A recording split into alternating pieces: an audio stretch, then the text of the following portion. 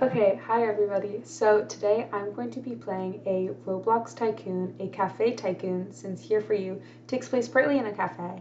And as I do this, I'm going to be answering a couple questions about the movie and specifically its role in society. So the first thing that I'm going to be answering is how does my product use or challenge conventions? So, conventions of thrillers, one major convention of a thriller is the unpredictability and keeping the audience on the edge of their seat. And I think that Here For You definitely does this.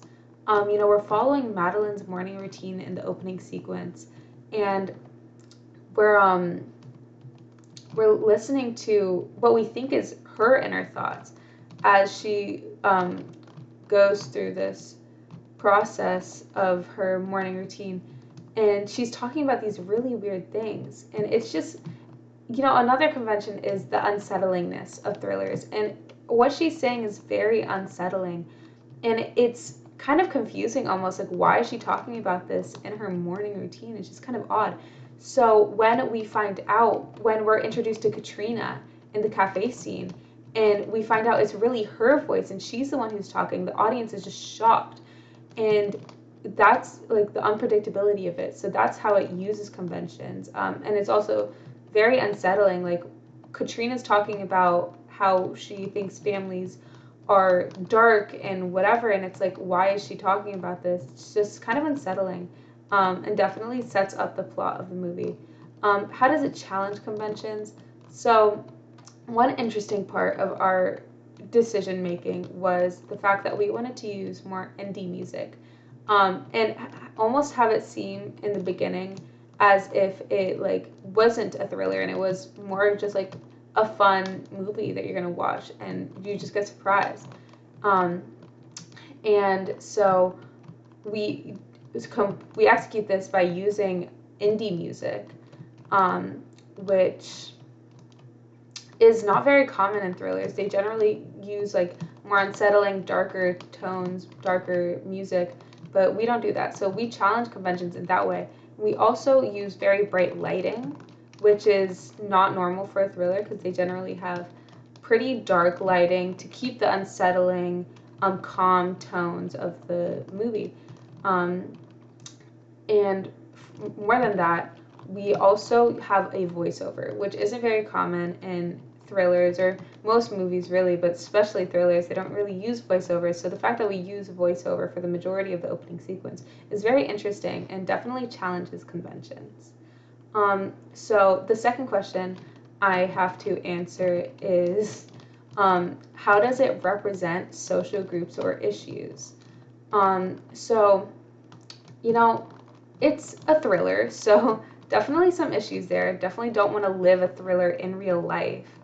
And part of the reason for that is the death and violence that take place in thrillers that are just not not good things that people tend to avoid in real life.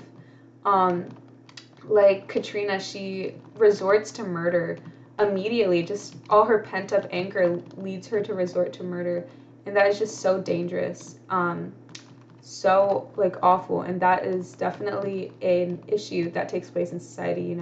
Murder is unfortunately common, so it definitely represents that, the need for violence rather than working out a situation peacefully, and trying to move on. Another issue it brings up is childhood abandonment.